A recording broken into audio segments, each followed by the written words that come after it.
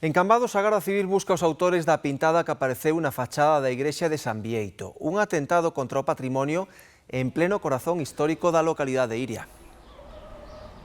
Si, os vándalos atacaron desta volta todo un emblema de Cambados, a igrexa de San Bieito de Fefiñáns, onde apareceu esta pintada misteriosa na que se intúen un nome e un apelido. Agora, limpala será caro e difícil, posto que se trata dun ben de interese cultural de máxima protección.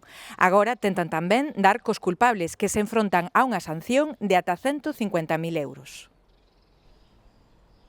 Tristeza e indignación en Cambados. Alguén usou como lenzo a fachada dun dos seus monumentos máis queridos. Non sei que significado ten eso, de andar así a estropear os monumentos maravillosos que hai. Isto é algo que tenemos que respetar. E aquí, ao parecer, os menos non respetan nin a iglesia. Seguramente que son niños, porque está mal escrito. Como lo ven escrito en la piedra allí arriba, San Benito, España y todo eso, ellos también quisieron poner una... O párroco xa puxo denuncia, non cree que se trate dun ataque concreto contra a igrexa, pero sí dun atentado contra o patrimonio que non debe quedar impune.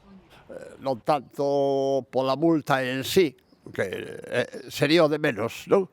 Pero sobre todo para que utilicemos a cabeza. Os técnicos do Concello avaliaban esta mañá os danos, mentres trataban de descifrar o significado das letras, pintadas con spray sobre un granito do século XVIII. É unha mensaxe ou acusatoria ou contra alguén, pero non sabemos moi ben. Sí que aparece un apellido de Cambados, pero non sabemos se é algo acusatorio hacia ese apellido. Supoño que as forzas de seguridade do Estado, neste caso, serán as que determinen se ten algún sentido eso. Diga o que diga, limpalo non será rápido nin barato. Estamos ante un ben de interese cultural e compra actuar cun proxecto especial e máxima delicadeza. Hai que empregar métodos moi pouco invasivos, inocuos con respecto a esas características que ten a propia pedra. Non se pode poñer unha limpar aquí con líquido porque eso está prohibido. Os culpables poderían afrontar unha multa de ata 150.000 euros, pero non será doado dar con eles, e mentres, alguén terá que facerse cargo de limpar a desfeita. Por iso, aquí fan un chamamento ao civismo, xa que esta non é o primeiro atentado grave que se produce contra o patrimonio en Cambados.